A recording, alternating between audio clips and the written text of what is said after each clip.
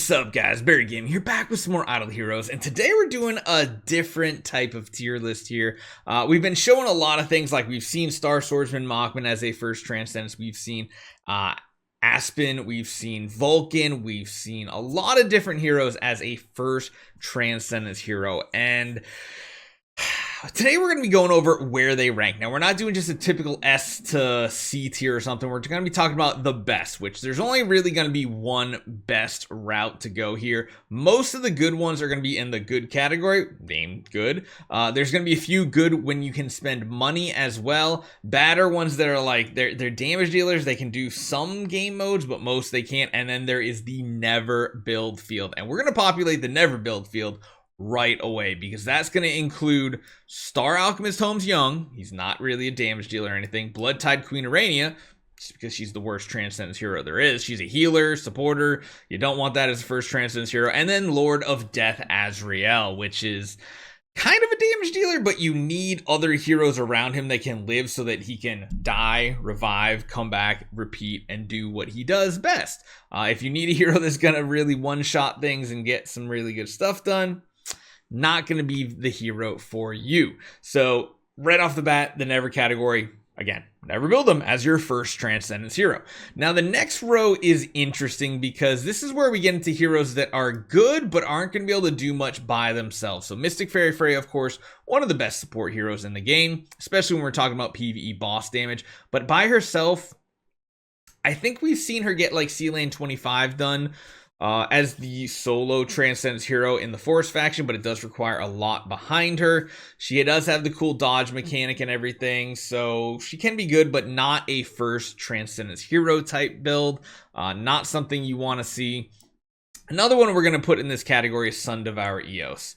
I've used her as a first Transcendence hero. She really does suffer with survivability. She has still pretty decent damage, but when you compare it to some of the other heroes on this list, that damage simply does not compare. I would definitely not build her. Another one I'm going to actually throw into this category too is Asmodel. Asmodel the Dauntless. So I was tempted to put him a little higher, but again, he just doesn't do what you really want him to do. The light heroes are lacking when it comes to first Transcendence hero viability. Later on, they do get stronger and they do get better. But overall, these are heroes that just don't do much even by themselves. Like a solo Lord of Fear Aspen's not going to get you even that far, I don't think.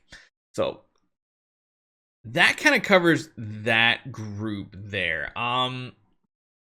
I'm tempted to put Scarlet Queen Halora in this as well, but she does do a couple things really well.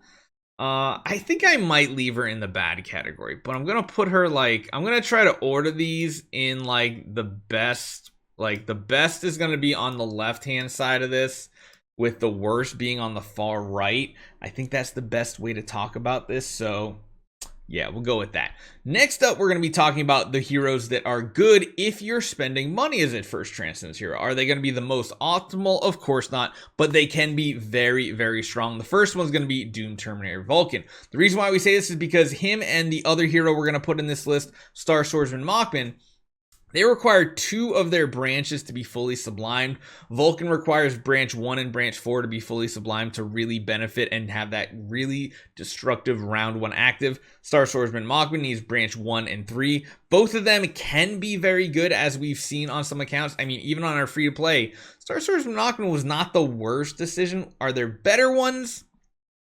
Definitely. There are definitely better ones out there to get you to where you need to be, but they can do some devastating AoE damage, and having them kind of early on does help you get more progress when it comes to Void campaign. The next one's interesting. Again, I almost want to put Jara like in this category, but I think I'm going to bump her up to good. Again, first Transcendence Jara, I'd almost just want to build her second if I was forcing it. I think maybe we put her in the good if you spend money. That way you can get some like crazy actives off on her. Maybe you can even run like a melodic strings or something to get some Void campaign progress.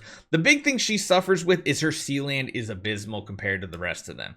I don't know. I really struggle with placing Jara. She's probably like if you're spending like a really good second Transcendence hero, but still probably not even optimal at second. The ones that are going to go in the top of this list are just absolutely amazing. Honestly, Lord of Fear Aspen, he's getting to the point with people using him as a first Transcendence hero. He's a contender for the best category. Like, he really is. He's insanely strong. You can use him as a supporter. You can use him as a damage dealer. He has the most versatility, I feel like, out of every Transcendence hero in this list. He's just so good. He's so good.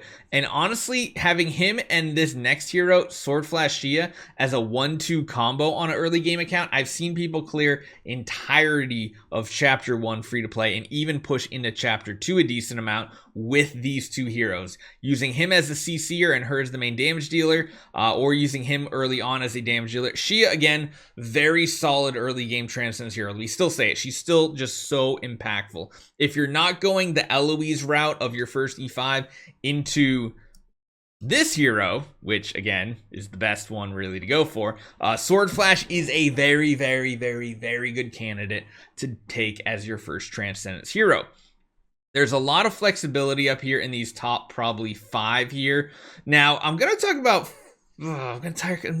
about Fairy Queen Vesa, because she is the best if you're going the Eloise route, which Eloise route is still the most optimal route to build. If you build any other hero as your first E5 hero, you're just doing it worse than if you had an Eloise. And nowadays you can force heroes with all the 5-star chests you get. Like, yeah, even if you go Garuda, you then want to like try to get Sealand progress, just regress her, build her over to Eloise when you have the copies. And then of course you're using an Eloise as your main homeowner, all of your tree of origin, and then Vesa's just here for support. That's literally all Vesa is going to do for you, but it's the best progress. You're going to get the best progress in not Void Campaign though. This is where this route is really going to suffer. You're going to get to Void Campaign very quickly with the Eloise Vesa route, but then once you get to the Void Campaign, you're going to make like 0 progress. So you have to decide what part of it is the more important part to you. It might be better, and I think that's why a lot of people going the Lord of Fear Aspen route are enjoying it more, because his progress just feels better when it comes to multiple different game modes. Both of them are decent in early Purgatory as well. Actually, all 3 of these heroes very good in early Purgatory. Sword Flash being the best, probably. Aspen, probably a close second. Aspen being able to fear and lock down enemies is absolutely insane. And these 3 just have the most versatile kit. The Vesa route, gonna get you the best, probably Void Vortex, followed by Sword Flash, followed by Lord of Fear Aspen. But let me know what you guys think. I figured this would help a lot of people out, because I've seen a lot of people ask questions, and we've done videos recently talking about some of these heroes as a first Transcendence hero. So hopefully you guys enjoy this one. Leave a comment down below. Let me know what you guys think about this list, and I'll see you guys next time.